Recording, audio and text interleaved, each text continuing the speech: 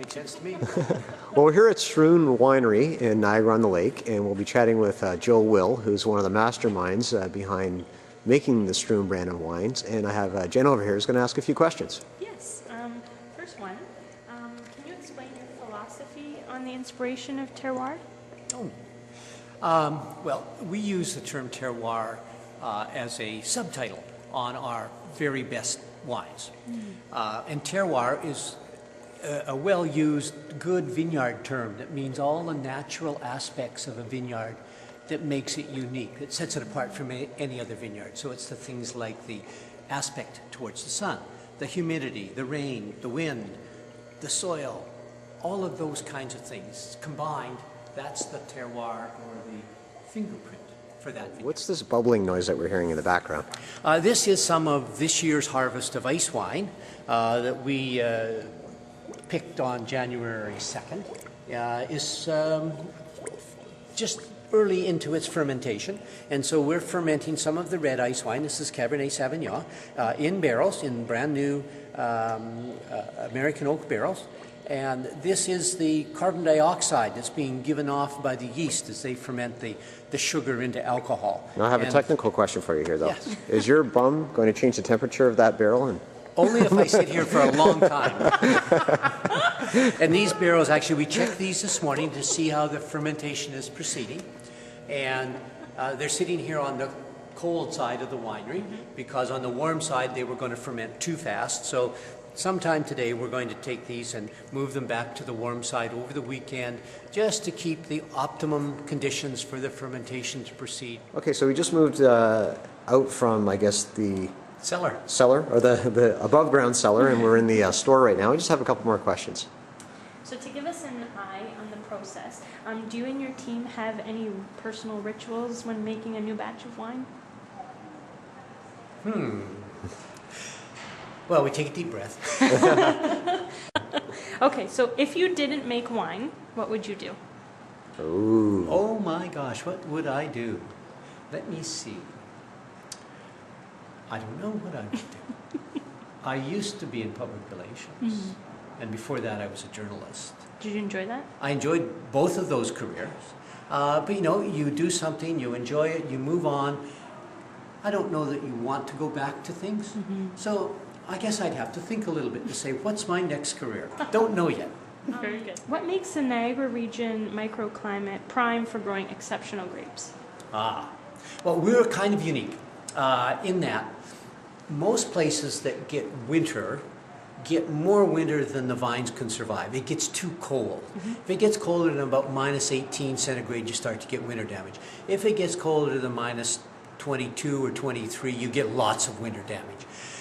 And you could grow grapes in those kinds of conditions on a hobby basis, but you probably couldn't grow them on an economic basis sufficient to support running a winery or making a living doing it.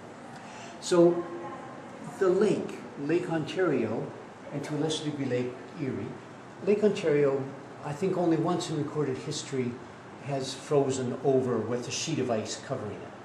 So when that cold north wind blows, it picks up some heat from the lake.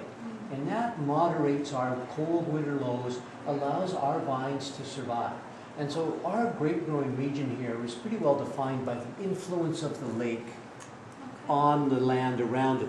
And so here, it's between the lake and the top of the escarpment. Once you get up on top of the escarpment, you don't get nearly the same level of winter effect. So in Niagara, that weather conditions what sets us gives us uniqueness. It also enables us to make ice wine.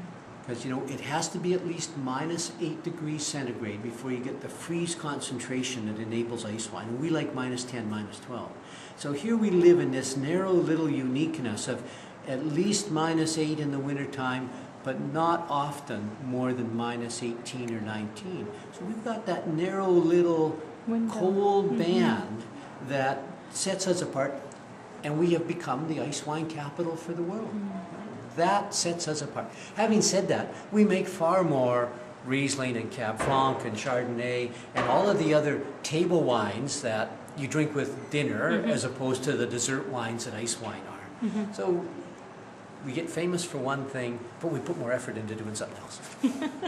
Oh, sorry. Why do you think that Southern Ontario is such a unique culinary experience for people wanting to experience the best in food, wine, and craft beers? Well, the things that make us suitable for a wine growing area also have made us very suitable for tender fruit. The lack of deep cold temperatures in the winter enable us to grow the plums and the peaches and the nectarines and the apricots and the cherries. So we've got a bountiful region for growing tender fruit. There's good agricultural land down here, and there is a fairly substantial greenhouse operation, or set of operations, many operations, many of which grow some food products. Many grow flowers and things like for garden stuff. But St. David's peppers, for example, or greenhouses, they grow a lot of peppers that are sold in this area and other parts of Canada. So that's a big greenhouse operation. But still, there are many little producers where you can buy local asparagus and you can buy all kinds of local vegetables. There are some organic, there are some that are more mainstream. So we have a bountiful source of supply.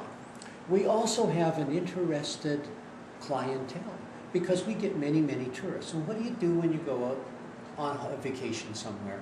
You know, you go off to look for somewhere special that you want to dine.